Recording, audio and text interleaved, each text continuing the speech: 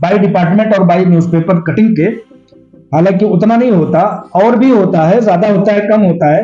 कई बार वर्गलाने के लिए ज्यादा भी बताया जाता है, कई बार वर्गलाने के लिए कम भी बताया जाता है, लेकिन मार्केट वैल्यू कुछ और होता है। तो मैं कहता हूं 70 को 70 ही नापा जाए। 5 प्रॉपर्टीज अगर 70 करोड़ की है तो ये इस बात का तस्दीकनामा है कि हीरा ग्रुप ऑफ कंपनीज इस बात की हैसियत रखता है कि लोगों को पैसे की अदायगी फटाफट कर देगा, क्योंकि उसके पास असेट्स, और जैसा कि हीरा ग्रुप ऑफ कंपनीज कहता है कि हमारे पास जराए हैं, तो वो जराए यही चीज है।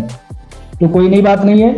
उन 95 ईडी की रिपोर्ट के मुताबिक, उन 110 यानी कि एसएफआईओ की रिपोर्ट के मुताबिक ये भी उसी में से एक प्रॉपर्टी है। मुस्बत 2 बातें बता दी। तीसरी बात मैं आपको बताना चाहता हूं कि जब किसी प्रॉपर्टी पर ईडी का अटैचमेंट होता है, किसी भी बवाल में, किसी भी झगड़े और तनाजा में, तो उसका एक मुस्बत पहलू यह होता है कि ईडी जैसे डिपार्टमेंट ने इसको अटैच कर लिया है, अपनी निगरानी में ले लिया है, तो इस दरमियान में, इस तनाज़ात के मौसम में कोई दूसरा लैंड ग्राइबर इस पर उंगली नहीं लगा सकता। ये ईडी का अटैचमेंट है।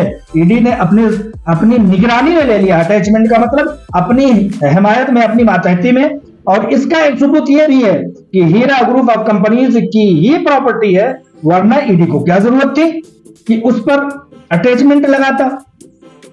ईडी के अटैचमेंट होने की एक ताजा सी मिसाल यह भी है कि जब ईडी अपने अटैचमेंट में ले लेता है तो उससे एक बड़ी बात क्लियर समझ में आ जाती है कि हीरा ग्रुप ऑफ कंपनीज उसका असल मालिक है।